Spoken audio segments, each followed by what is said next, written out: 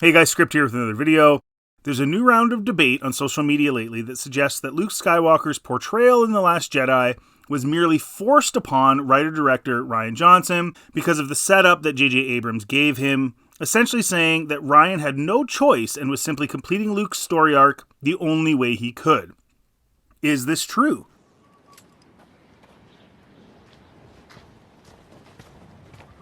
Let's dive in a bit here and see if that is, in fact, undeniable.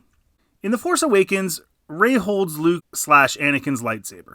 Let's not even get into that right now. And she has a vision. In that vision, we see Luke emerging from the rubble of his once glorious Jedi Academy, along with R2 and the two of them watching it burn, or at least that's what the vision seems to suggest. Now, one could say this is merely a vision and didn't necessarily have to have happened for real, but let's go ahead with the idea that Rey was seeing real things that took place in real life. Number one, Luke's Jedi Order was destroyed.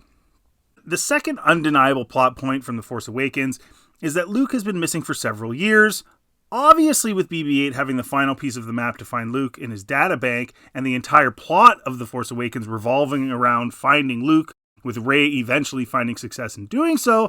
There's really no way around Luke spending around 5 years in hiding. Number two, Luke was in hiding on Ahch-To for several years.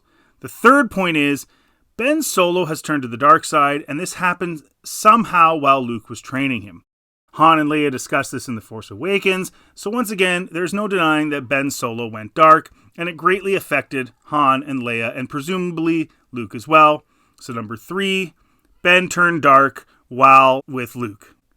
So the question then becomes, with these plot points etched in stone, is it possible for Rian Johnson to do anything other than portray Luke the way he did? As a former Jedi who had turned his back on the Order, had a thought about killing his nephew over a vision, and was against training new Jedi. The simple answer to this is no.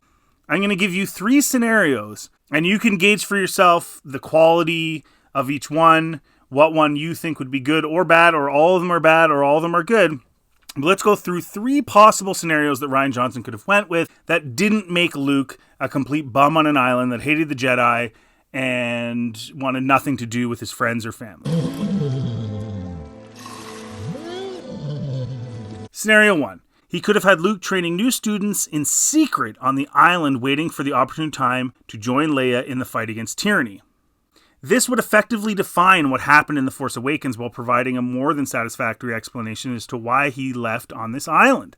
They knew about his other temple, destroyed it, and he needed to go somewhere where people wouldn't find out what he was doing. It would also give a sound reason as to why he left his coordinates in BB-8, just in case things got so dire he could potentially still be found. But no amount of interrogation of Leia or Han or anyone else would give the First Order information on his whereabouts. In Rian Johnson's The Last Jedi, Luke says he wanted to be left to die.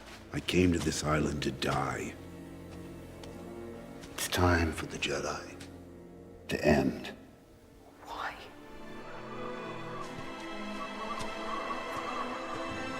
If so, then why did he leave the map in BB-8? This would also have given Luke the opportunity to welcome Rey into his training regimen with however many other students Johnson decided he had on Ahch-To. It would also make for a very interesting and inspiring finale to The Last Jedi.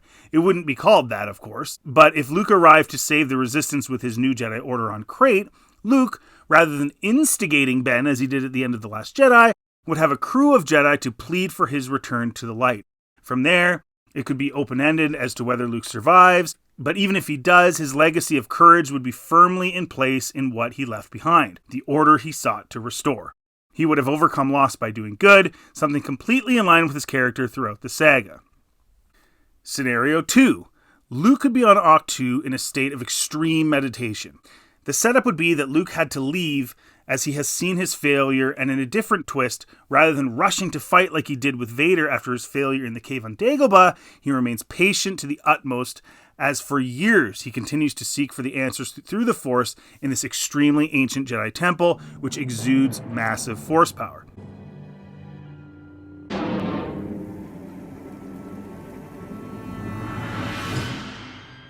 Then, as he starts to wonder whether it all was worth the time wasted, the Force presents Rey, and he knows he must prepare her for the ultimate battle, as she is something different than any Jedi before, more adept. And Luke investigates why she has so much ability. Ultimately, they both come back to help the Resistance before it's too late. This would explain his hiding, it would help explain Rey's innate abilities in The Force Awakens, and provide the audience with an explanation for Rey's talent, with Luke Skywalker as the catalyst for defining it. Scenario number 3. Luke was defeated by Snoke in a battle at some point and failed to bring Ben back.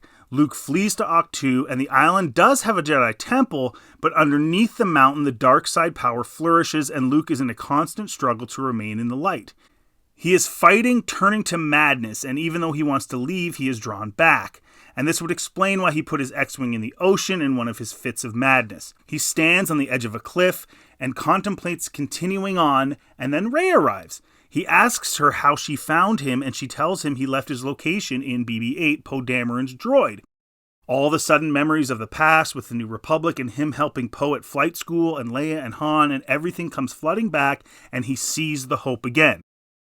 Although not as great an idea as the first two scenarios, in my opinion, it still gives a reasonable explanation for him leaving, and also provides a reason for his forgetting what his role truly is. We could have got some interesting scenes of him and Rey as he comes back from the madness, and Leia could have come to help him as well, giving us that much desired scene of their reunion.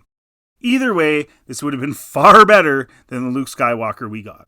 What do you think? Would you have preferred one or more of these scenarios than the version of Luke Skywalker that we got? Do you have another scenario that would work? If so, let us all know in the comment section. Did Rian Johnson really have no choice after what J.J. Abrams gave him in The Force Awakens? Comment below. And listen, I'm not saying that The Force Awakens is a good movie, because it's not. It has a lot of problems. But I don't think we can blame The Force Awakens on everything wrong that happened in The Last Jedi. And certainly, if Rian Johnson was a capable writer, he could have thought of something other than Luke Skywalker just abandons the Jedi, abandons all he ever fought for, abandons his friends and family for absolutely no reason, and watches the galaxy burn while he sits on an island and fishes and hunts for porgs and really does absolutely nothing. Furthermore, why would he even be on an island? Why would he still be wearing Jedi robes? Why would he be on an island with a Jedi temple if he just hated the Jedi and didn't want to be part of the Jedi anymore? Either way, none of it made any sense. Again, what do you guys think? These are 3 possible scenarios. Give me the scenarios you can think of. Thanks for listening. Thanks for watching. If you do like this content, please like and subscribe. It really helps the channel. Feel free to check out any of my other Star Wars content, including my Star Wars Sequels Reimagined, where I actually do rewrite the entire Star Wars sequels trilogy, because I really don't think The Force Awakens is satisfactory either, because it's not. And it gives you a whole different story, different reusing the scenes, but in different ways. You might really enjoy that. Anyways, you guys have yourselves a really good day.